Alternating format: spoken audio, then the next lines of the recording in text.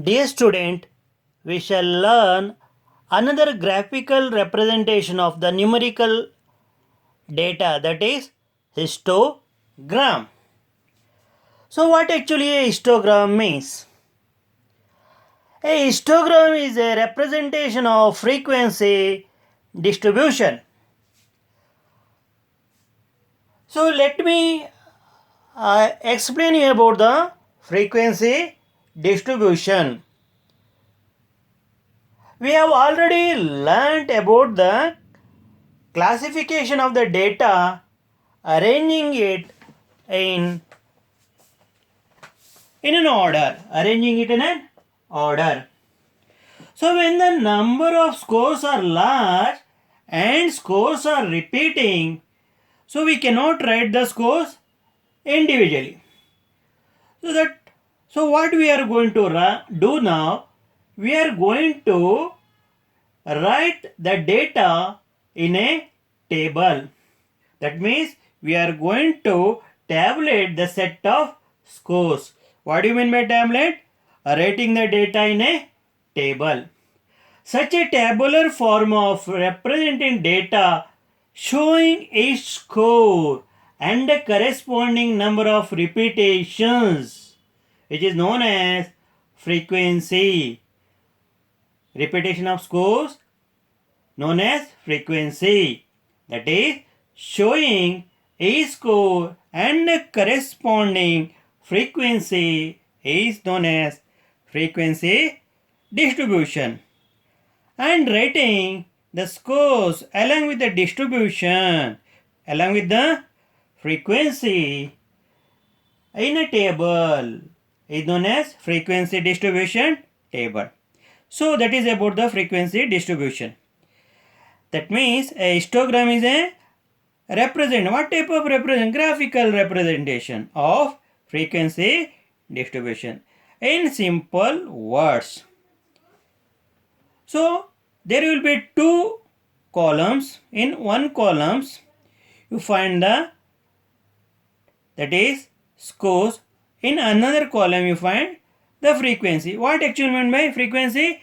Repetition of the scores. When I take up the example, you are going to learn how the data is grouped and corresponding frequency are written. Now, a histogram is a representation of graphical representation frequency distribution by means of rectangles. So, we are making use of the rectangles whose width represent the class intervals. So, class intervals, what actually you meant by class interval? So, another name of class interval is class.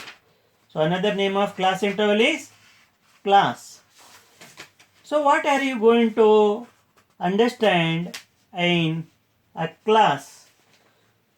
So, in a class you find the lower limit and the upper limit. You are going to find lower limit and the upper limit. So, class interval is known as a class. So, that is about the class intervals, and whose areas are proportional to the corresponding frequency. So, area of the rectangle is proportional to the corresponding frequency. So, that is about the histogram. So, is a graphical representation of the frequency distribution by means of rectangles whose widths represent the class intervals. So, class interval means a class. So, having higher lower limit and upper limit, and the areas of the rectangles are proportional to the corresponding frequency. Frequency means repetition of the scores. In histogram, frequency is plotted against the class interval. So let us know the important features of a histogram.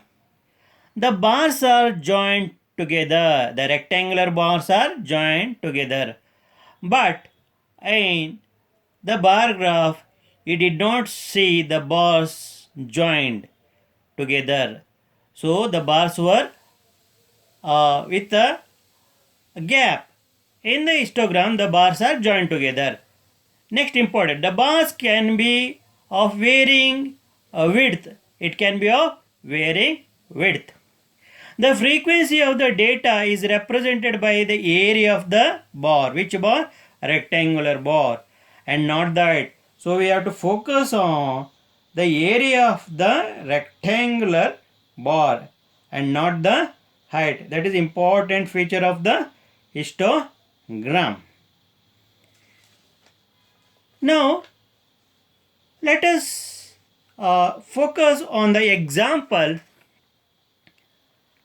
in which the rectangular bars having uniform width. Dear student, you are going to learn about the histogram having variable width in the higher classes. Now let me read out the problem. The following table shows the marks out of 100 in mathematics test for class of 32 students. How many students are there? 32 students are there. Now we have to draw a histogram to represent this data. So they have given the size of the class interval. What is the size of the class interval? That is 10. Now you can see here class intervals.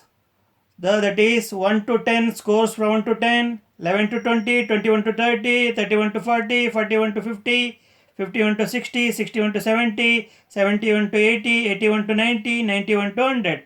So 1 is the lower limit, 10 is the upper, 11 is the lower, and 20 is the upper next class interval. And next class interval 21 is the lower limit, 30 is the upper limit of the class interval. And next 31 is the lower limit, 40 is the upper limit. Here 41 is the lower limit, 50 is the upper limit. So 51 is the lower limit, 60 is the upper limit. 61 is the lower, 70 is the upper. 71 is the lower, 80 is the upper. 81 is the lower limit, 90 is the upper limit. And 91 is the lower limit and 100 is the upper limit. Now size. What actually you understand by the size? So number of scores, that means including the lower limit and the upper limit. So you count, you will get 10. That determines the size of the class. 1 to 10, 10.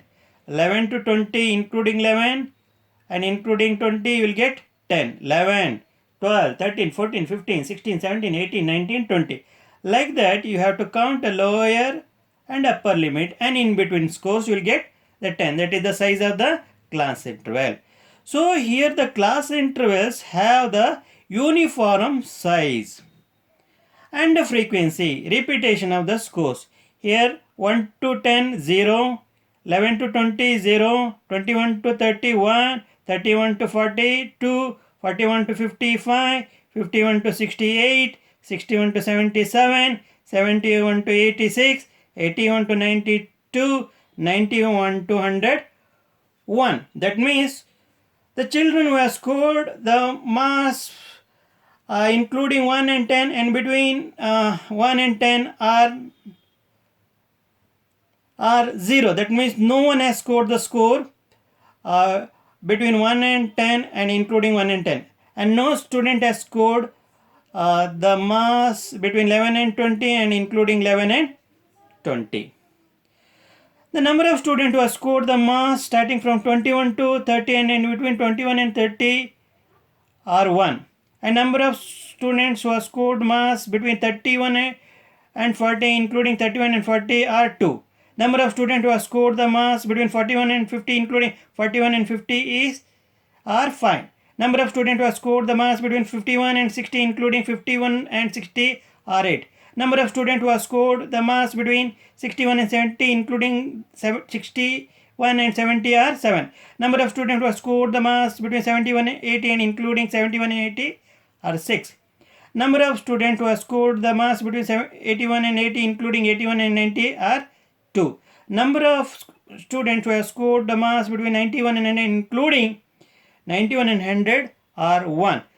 So frequency tells about the number of students, and here the class interval tells about the marks. Now let us look at the student result in a maths test.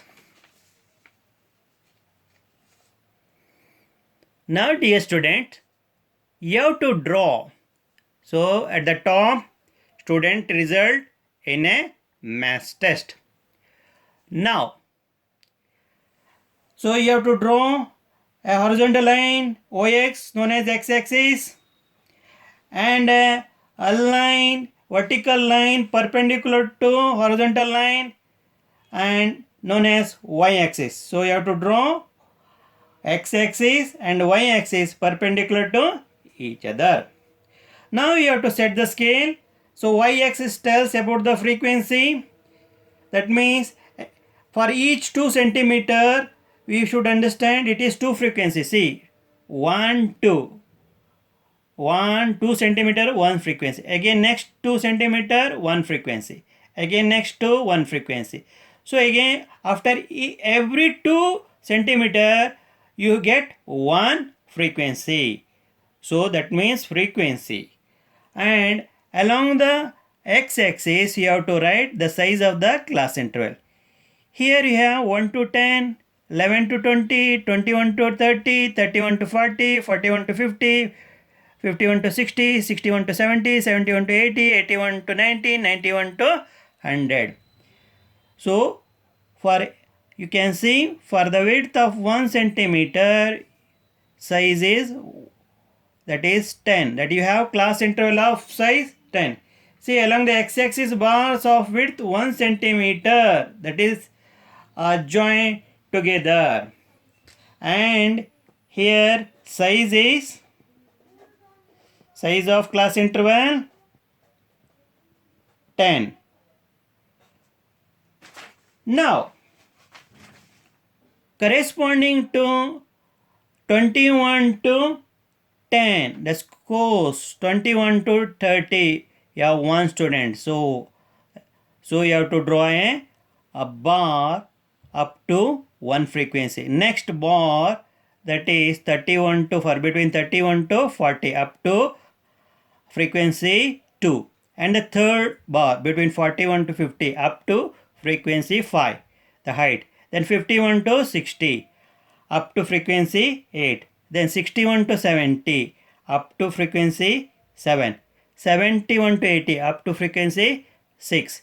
81 to 90 up to frequency 2. 91 to 100 up to frequency 1.